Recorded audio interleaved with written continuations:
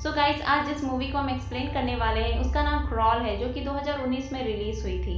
Movie शुरू होती है और हम हेली को देखते हैं जो कि स्विमिंग कंपटीशन में भाग लेती है, पर अनफॉर्चुनेटली वो हार जाती है। वो अपने डैड की बातों को याद करती है, जो डैड अक्सर उसे बचपन में कहा करते थे।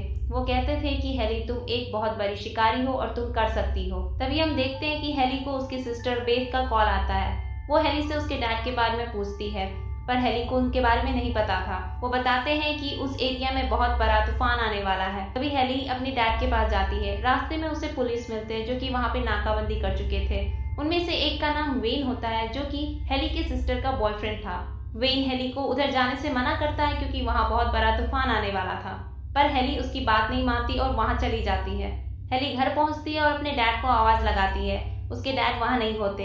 हेली को वहाँ शुगर मिलता है, जो उसके कुत्ते का नाम था। हेली को पता था कि उसके डैड शुगर को बिना लिए वहां से नहीं जाएंगे। हेली को लगता है उसके डैड पुराने वाले घर पे गए होंगे। हेली शुगर को लेती है और अपने डैड को खोजने पुराने वाले घर पर चली जाती है। हेली वहां पहुंचकर अपने डैड को कॉल करती है। तभी वो देखती है कि उसके डैड का फोन वहीं किचन में रखा होता है। हेली को लगता है कि उसके डैड बेसमेंट में पाइप ठीक करने गए होंगे। हेली नीचे जाती है और अपने डैड को देखती है, जो कि काफी जख्मी हालत में पड़े थे। हेली कैसे भी कर अपने डैड को ऊपर लाने की कोशिश करती है। तभी अचानक एक एलिगेटर उस पर हमला कर देता है।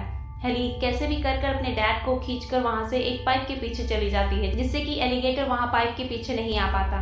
हेली अपने डैड को होश में लाने की कोशिश करती है। बारिश हो रही थी। हेली बारिश का पानी लेती है और अपने डैड के मुंह में डालती है, जिससे कि डैड को होश आ जाता है। तभी हेली देखती है कि उसका फोन भागते वक्त उधर ही गिर गया था। हेली वापस फोन लाने जाती है, तभी दो एलिगेटर उस पर अटैक कर देते हैं। हेली का पैर जख्मी हो जाता है और वो एक पाइप के पीछे छिप जाती है, जहाँ पे वो एलिगेटर नहीं आ पाता।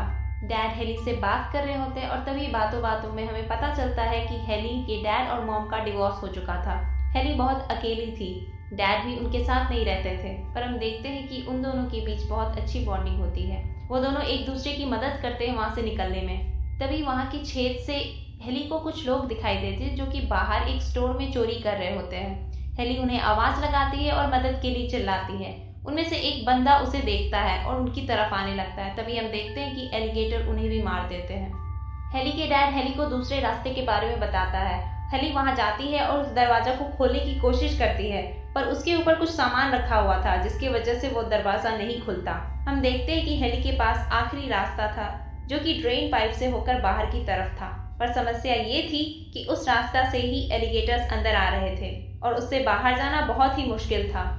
तभी हम वेन को देखते हैं, जो हेली को ढूंढते हुए वहां आता है। हेली उन्हें देखती है और उन्हें आवाज लगाती है। हेली की डैड भी उसे आवाज देते हैं। वेन उनकी आवाज सुनता है और घर के अंदर आता है और स्टेयर्स से नीचे आने लगता है। तभी एक क्रोकोडाइल वेन को मार देता है।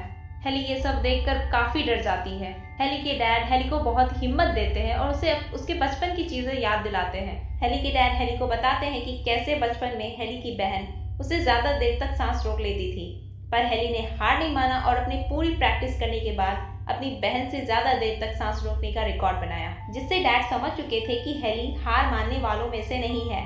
वो दोनों एक प्लान बनाते हैं, जिसमें हेली के डैड उन एलिगेटर्स को डिस्ट्रैक्ट करने की कोशिश करते हैं और हेली वहां से बाहर निकलने की कोशिश करती है। वहां पे उनके पास एक आखिरी रास्ता बची थी, जहां से वो एलिगेटर्स अंदर आ रहे होते हैं।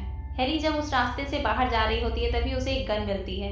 तभी एक एलिगेटर उसके हाथ को खा लेता है। हेली का गन उसी हाथ में होता है। हेली गन से शूट करने लगती है और उस मगरमच्छ को मार देती है। हेली किसी भी तरह बाहर निकलती है। बाहर भी एक एलिगेटर हेली पर हमला कर देता है। हेली तब तक बचकर बाहर निकल चुकी थी। इधर हम देखते हैं कि पानी बेसमेंट में पूरा भर चुका था, जिसमें डैड बेहोश हो चुके थे। हेली अंदर आती है और फ्लोर तोड़कर अपने डैड को बाहर निकालती है। उसके डैड बेहोश हो चुके थे। हेली उन्हें होश में लाती है।